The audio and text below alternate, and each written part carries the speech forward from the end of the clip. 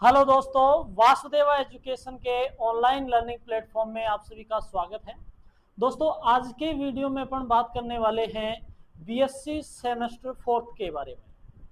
क्योंकि BSc semester fourth का जो मैथमेटिक्स का एग्जाम है वो एग्जाम 28 जुलाई को होने वाला है। उस एग्जाम को मद्देनजर रखते हुए उसके जो महत्वपूर्ण जो क्वेश्चंस हैं उन क्वेश्चंस के बारे में अपन चर्चा करने वाले हैं कि यूनिवर्सिटी ऑफ राजस्थान पेपर की अगर बात करें तो वो पेपर है मैथमेटिक्स का, और उसमें जो पार्ट हैं अपने पास में वो पार्ट अपने पास में है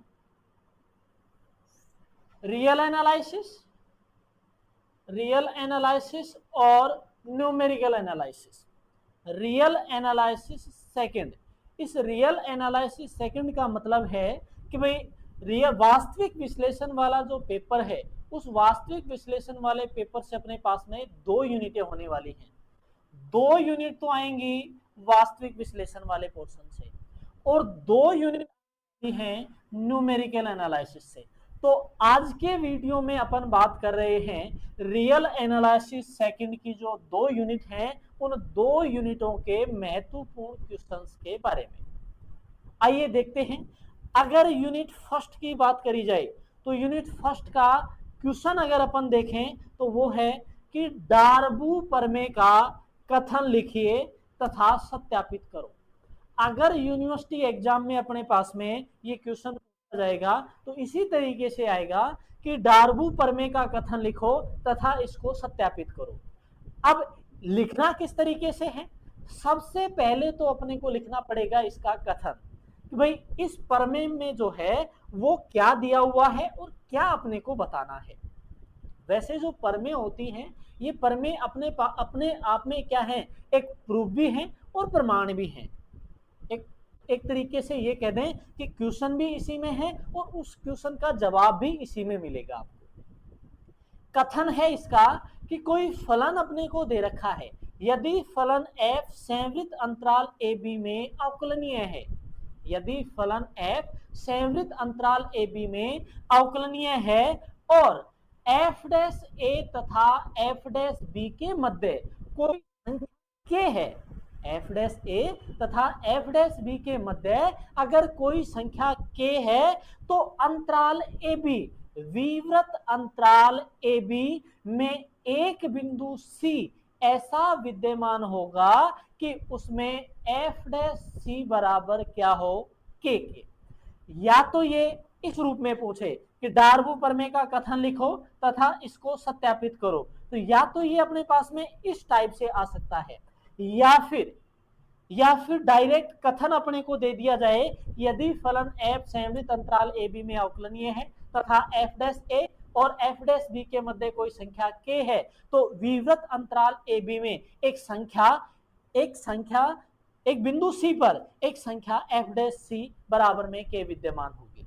या ये डायरेक्ट रूप में अपने को दे सकता है, या तो कथन आ जाए या फिर इसका अपने पास में डायरेक्ट मान दे दिया जाए। भाई कथन अपने को दिया गया कि ये कथन है, इसका प्रमाण अपने को सीधा लिखना है, या फिर पहले कथन लिखवाए और फिर इसका प्रमाण पूछे। तो पहला क्वेश्चन तो है ये।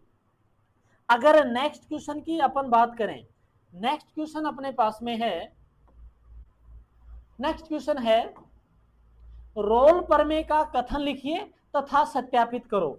रोल प्रमेय का कथन लिखो तथा सत्यापित करो। तो एक बात ध्यान रखने की है कि जितनी भी नाम पर आधारित थ्योरम है, नाम पर आधारित जितनी भी प्रमेय हैं उन प्रमेय में जितना हो सकता है उतना कथन के इसी के आधार पर पूछा जाता है कि नेम के आधार पर पूछा जाता है। रोल प्रमेय का कथन लिखो सत्यापित करो, डार्बू प्रमेय का कथन लिखो सत्यापित करो, ये चीजें जो हैं ये पास में पूछी जाती हैं। इसका कथन लिखा जाता है, कथन का अलग से नंबर होता है। अगर ये प्रमेय सपोज करो 10 नंबर में है तो 10 में से 2 नंबर का इसका कथन होगा, बाकी 8 नंबर का इसका प्रमाण होगा, 8 नंबर का इसका प्रूफ होने वाला है। तो ये नेम वाली जितनी भी थ्योरम्स हैं, नाम पर आधारित जितनी प्रमेय हैं, उन सभी प्रमेय को कथन सहित ध्यान रखना है अपने को। तो रोल प्रमेय का कथन लिखो तथा इसको सत्यापित करो। तो इसका कथन भी है कि यदि फलन f संवृत अंतराल ए बी में अवकलनीय है और f डैश ए तथा f डैश बी के मध्य कोई संख्या k है, तो अंतराल कौन सा, विवृत, तो विवृत अंतराल ए बी में एक बिंदु C ऐसा होगा जिसके लिए f डैश c बराबर में k। दोनों में अंतर है, दोनों के कथनों में अंतर है। वहां अपने पास में फलन f संवृत अंतराल ए बी में अवकलनीय दे रखा था और वहां था f डैश ए तथा f डैश बी के मध्य कोई संख्या, लेकिन यहां अपने पास में है f ऑफ a तथा f ऑफ b के मध्य कोई संख्या दे रखी है। तो दोनों के कथन अलग अलग हैं भाई, अगर नाम अलग अलग हैं तो कथन जाहिर सी बात है अलग अलग हैं। यहां ये मत देखना कि भाई अंतराल में उसी अंतराल में अवकलनीय है, f डैश ए और f डैश बी दे रखा है, लेकिन यहाँ f ऑफ ए और f ऑफ बी दिया हुआ है, तो दोनों के कथन से अलग अलग हैं। ठीक है, तो ये होगी तीसरी प्रमेय अपने पास में है। तीसरा जो क्वेश्चन है वो है कि निम्न फलन के लिए रोल प्रमेय सत्यापित करो। निम्न फलन के लिए रोल प्रमेय सत्यापित करो और क्वेश्चन दे रखा है एफ एक्स बराबर ई की power x sine x for all x belongs to 0 से पाई।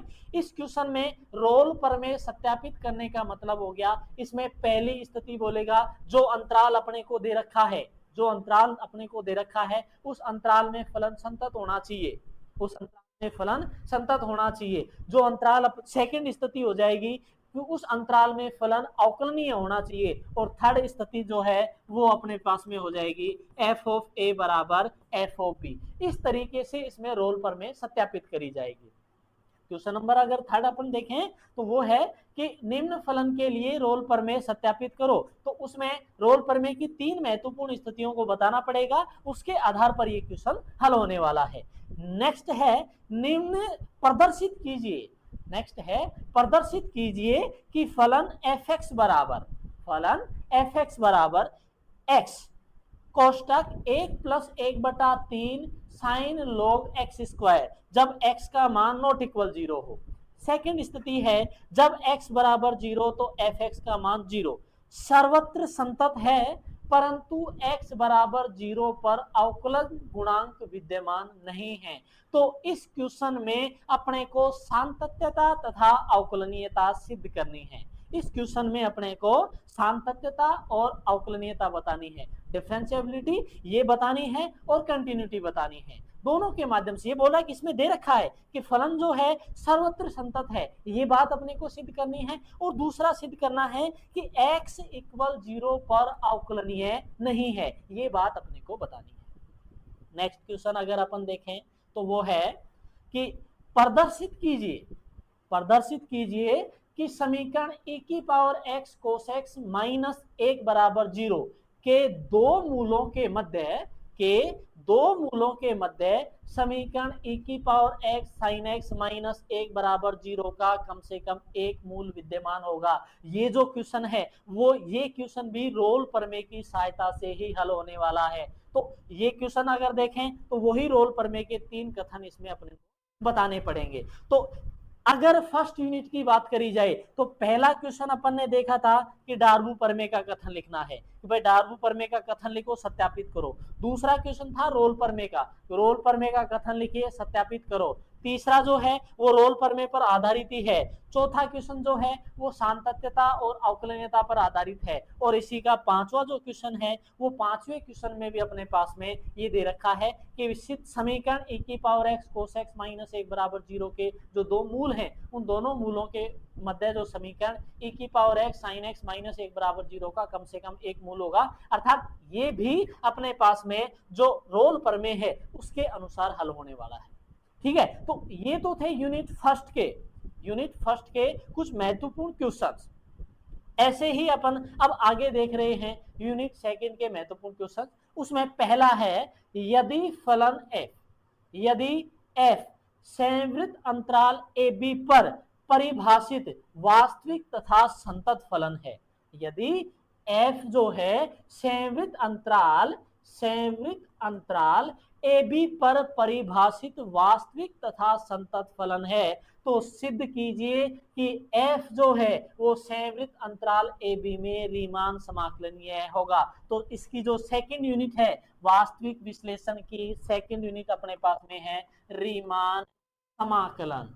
रीमान समाकलन, तो उस रीमान समाकलन पर आधारित प्रमेय है कि अगर फलन f संवृत्त अंतराल ए बी पर परिभाषित वास्तविक और संतत फलन है तो अपने को ये बताना है कि इस अंतराल में रीमान समाकलनीय भी होगा।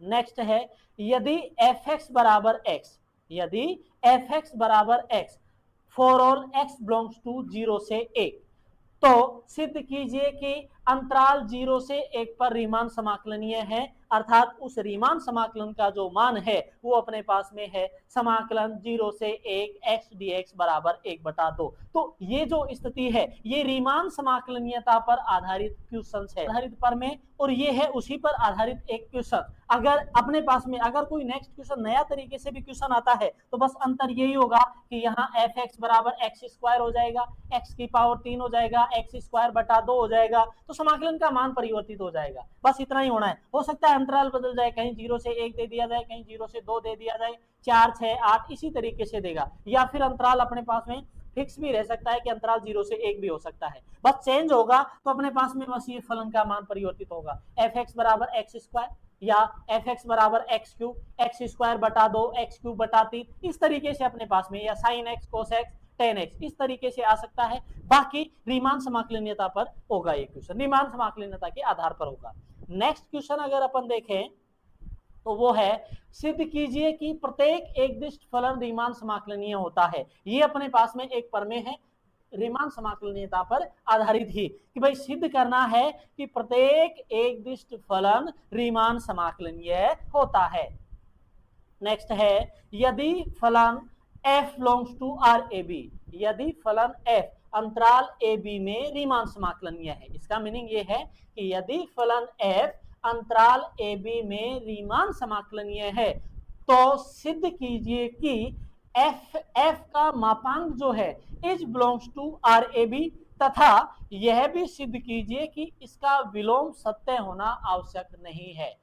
दिया है क्या है, अपने को दे रखा है कि यदि फलन f अंतराल ए बी पर रीमान समाकलनीय है तो अपने को सिद्ध करना है इसमें कि f का जो मापांक है वो भी अंतराल ए बी में रीमान समाकलनीय होगा। ये तो हो जाएगी इसकी आवश्यक स्थिति। अब ये बोल रहा है कि विलोमतः इसका विलोम सत्य होना आवश्यक नहीं है। इसका मतलब ये है कि जैसे अपने को ये दिया कि f अगर रीमान समाकलनीय है इसका मापांक भी रीमान समाकलनीय होगा। इसका विलोम का मतलब ये हो गया कि यदि f का मापांक रीमान समाकलनीय है तो f भी रीमान समाकलनीय होगा, लेकिन इसमें एक विशेष बात नहीं है, आवश्यक नहीं है। अर्थात ये कह सकते हैं इसका मतलब कि f का मापांक जो है अगर रीमान समाकलनीय है तो जरूरी नहीं है कि f भी रीमान समाकलनीय हो।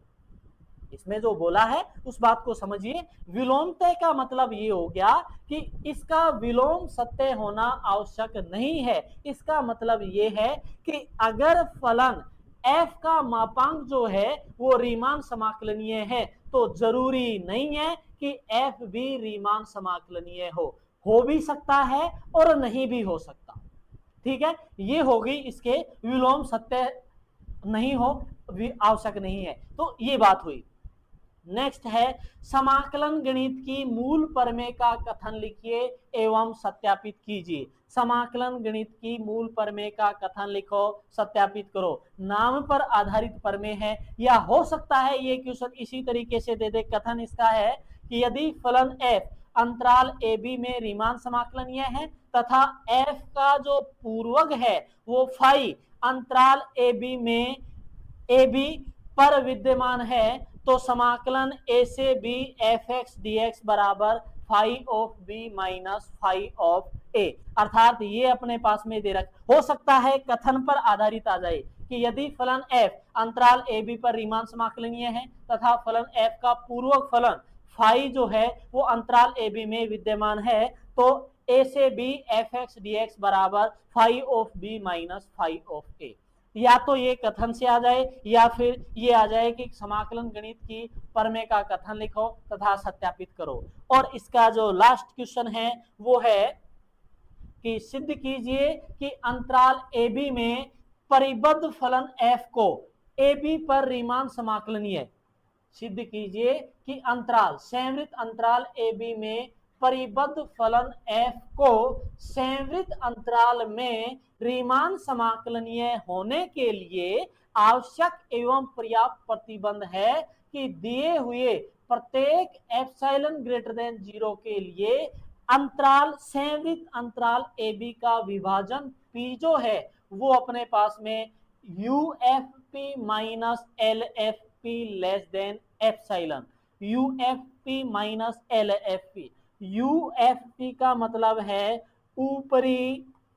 ऊपरी रीमान योग और एलएफपी का मतलब है निम्न रीमान योग। इसी से निम्न रीमान समाकलन और ऊपरी रीमान समाकलन बनता है।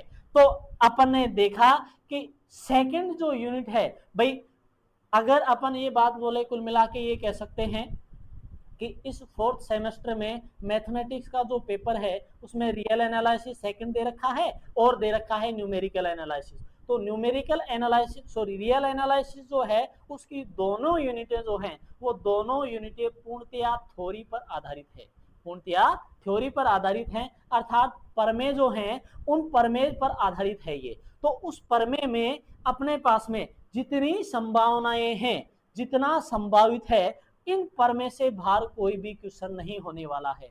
अगर आपको जो चाहिए इन क्वेश्चन का विथ हल जो है उसकी सहायता से अगर आपको देखना है तो जो कमेंट बॉक्स है उस कमेंट बॉक्स में कमेंट करो और व्हाट्सएप पर लिंक डाल दिया जाएगा आपके पास में, उसके माध्यम से आपको इनके आंसर दे दिए जाएंगे। तब तक के लिए अगर आप वीडियो पर नए हो तो वीडियो को लाइक करो, चैनल को सब्सक्राइब करो और बेल आइकन जरूर प्रेस करें ताकि वीडियो से संबंधित महत्वपूर्ण अपडेट्स आप तक मिलती रहे। धन्यवाद।